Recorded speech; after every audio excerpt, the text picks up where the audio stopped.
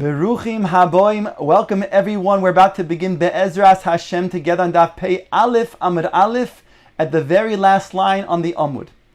The Gemara has been discussing using stones on Shabbos. Specifically, they did not have tissue or toilet paper and they would use stones to wipe themselves. The Gemara said just previously that if a person wants to use a stone that was used for a pestle in order to smash herbs, can he use such a stone on Shabbos to wipe himself?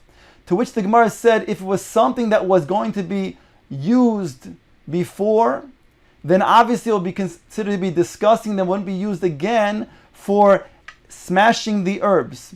The Gemara now discusses another question in regard to these type of stones and their muksa use. Boy mine Rabbo bar Rav Shilo me Rav Chisdo. Mahu laha'aloisam acharov legag. Can you bring them up to the rooftop and then alleviate oneself there? Maybe it's a tircha yiseira, and the sages said that's forbidden. Answers the Gemara, Omarle Godol Kvod Abrios Shedoiche es loisase shebetara. Greater is the dignity of humankind, of human beings, whereby it pushes away that which the sages prohibited. In this case, the sages would not then prohibit muktzah in the case of the stones, and they said this would be permissible. Yossi Merema v'ka'amar lo lahashmaitza. Merema was sitting and he said over this shmaitza that one can bring up the stones to the roof to alleviate oneself and then use it to wipe himself. Aisvei Ravina l'Meremar. He asked Merema the following question. Rabbi Eliezer Oimer, Noitel Adam Kiseim Mishelefonov, Lachzois Boishinov. It says in the Brisa that Rabbi Eliezer permitted one to use, there was a bunch of pieces of wood, chips of wood, and they were muktzah. But Rabbi Eliezer said that one can take those pieces of wood and use them as a toothpick in order to then remove any types of foods that would then be in his teeth. Whereas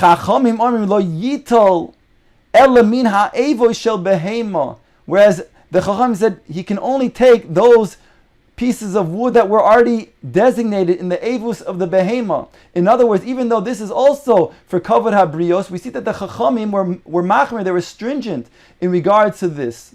Answers the Gemara, Hachi Hashto. What kind of comparison is this? Hasom Adam Kaveya Makom L'Seuda. When it comes to then making a su'uda, a person then can anticipate that he'll need a toothpick.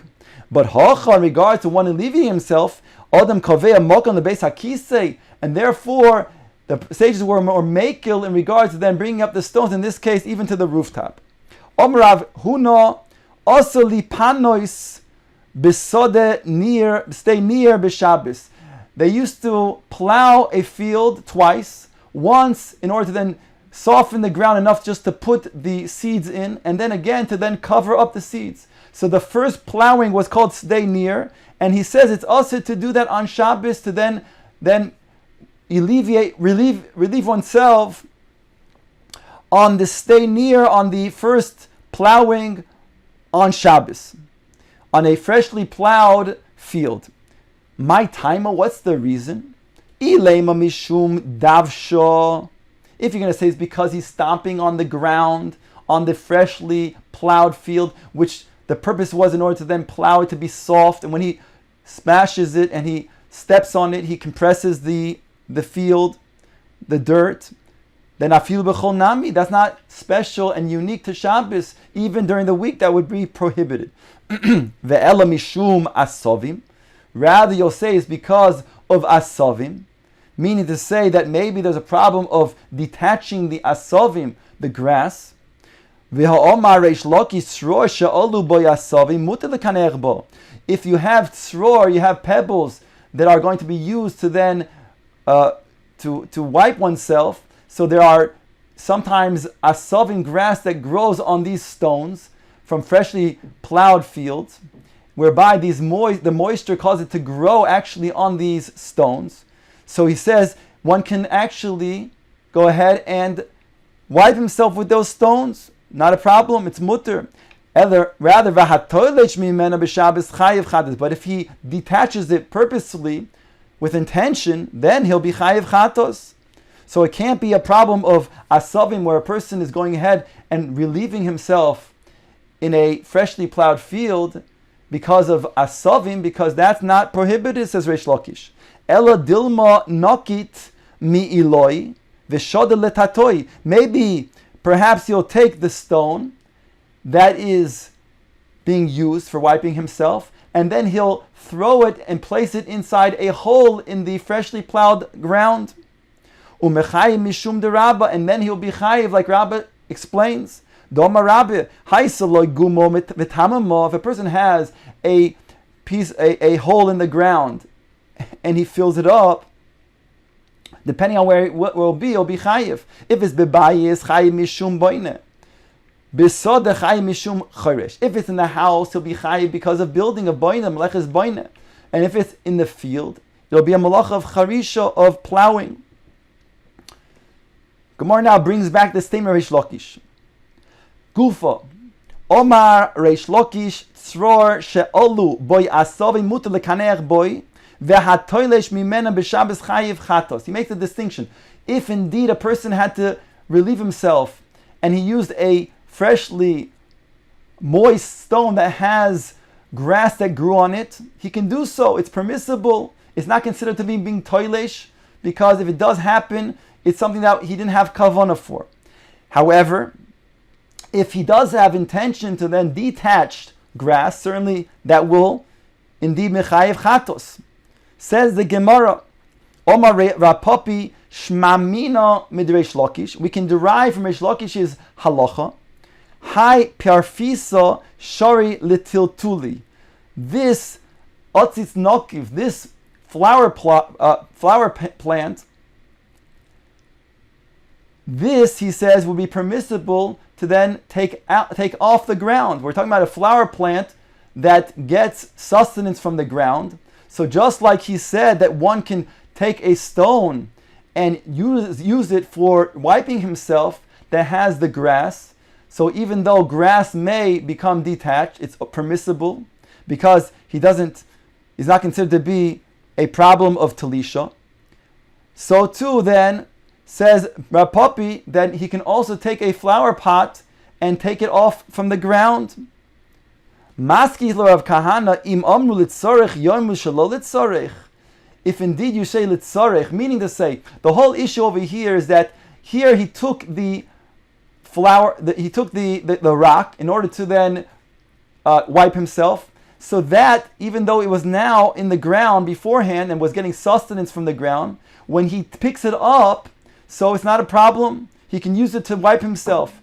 We still say that the air will still give it sustenance, even though it's not really attached to the ground anymore. There's a certain detachment, but that's okay. Yet, over here, Rapapi wants to suggest the same thing when it comes to a flower plant. When it comes to a flower pot, a flower pot, when he picks it up, it doesn't get its sustenance directly from the ground, but from the air in between. So on that, Rav Kahana asked, there's a distinction. Because when it comes to the rock, the stone, so there he has a tzorech to wipe himself. But over here, just to remove the flower pot from the ground, there's not a tzorech for that. Omar Abaye said, Parpisa hoya va'asa lidon lema bei milsa. Since we already brought this matter of a flower pot to the surface, meaning we're discussing it, let us say a halachic matter in regards to it. Hayamunach al gabe karko v'hinichoy al gabe yisaydis. If it was placed already on the ground, it was already put on the ground, and then he picks it up. It was a place before Shabbos, and now he picks up the flower pot and he puts it on yisaydos. He puts it on pegs that are now above the ground. Then he says mechayim mishum toilesh. He's going to be chayiv not mishum talisha as a melacha deraisa, but rather something that's doimed to talisha. Something that's a midrabanan, that's doimed to the malacha diaraisa of talisha.